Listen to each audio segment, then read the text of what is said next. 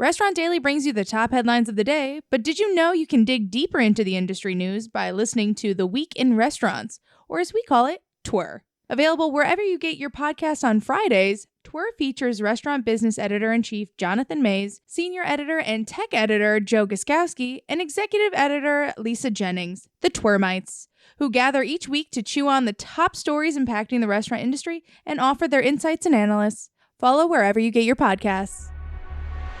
Texas Roadhouse is testing delivery.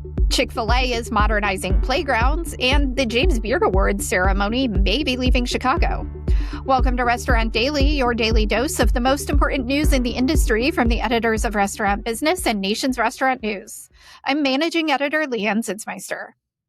And I'm RB executive editor Lisa Jennings. Texas Roadhouse is testing delivery. According to a report by Deutsche Bank, the steakhouse chain is testing delivery in a few restaurants via a white label partnership with DoorDash. The chain has long resisted delivery due to concerns about its impact on food quality, and sales have been so strong that it hasn't really needed it. But if it works, it could be a source of incremental sales down the line. Chick-fil-A is modernizing more than 200 playgrounds within its domestic system by the end of this year. They will now feature multi-sensory designs and interactive games and are part of the chain's broader objective of creating a place of connection for families and the community. Some operators, for example, provide free ice cream to families who leave their phones in a designated box during mealtimes or host events like sneaker decorating competitions. The company has also launched a new collection of kids' meals toys, including 3D playsets and activity books. Will the James Beard Awards ceremony be leaving Chicago? The James Beard Foundation on Wednesday launched a national search for the next site for the multi-day event, often called the Oscars of the food world. The ceremony, which celebrates independent chefs and restaurateurs, have only been held in two cities, New York and Chicago, since it began in 1991. It has been held at Chicago's Lyric Opera for 11 years, and it will remain there for the next two. But for 2029 through 2033, cities are invited to make a bid for the event, including Chicago. The Beard Awards have become quite an economic generator. This year's ceremony in mid-June was estimated to generate about $17 million for the local economy in Chicago. A Hardee's franchisee blamed the former owner of its restaurants for its bankruptcy.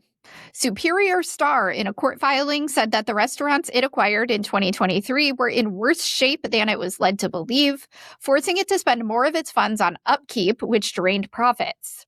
The company also said that its weakened restaurants struggled to attract customers. Superior Star closed a lot of locations but agreed to pay rent on the units anyway. The company hopes that a reorganization can free it from some of those costs. Speaking of bankruptcies, there are a lot more of them among the restaurant franchisees this year.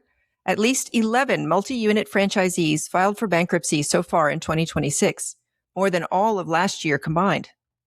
That does not include bankruptcies of small franchisees, such as the 2-unit Checkers operator that ended up in Chapter 11 this week.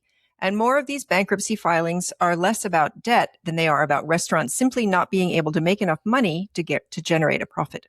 Blaze Pizza launched 3 new entree salads and priced them a few dollars below those offered by the fast casual salad chains. The salads cross-utilize ingredients from the pizza pantry, but several new SKUs were brought in, including pickled onions, chickpeas, and cucumbers. Chicken is roasted in the fast-fired pizza ovens, and the 3 dressings are all made in-house. Restaurant Business takes a look behind the menu to trace the R&D behind the chicken chickpea salad, the chop, and the bacon pesto bliss salad, and see what's next for Blaze Pizza. Doc Local has found a niche as a seafood concept in food halls. The concept this week opened its 5th location.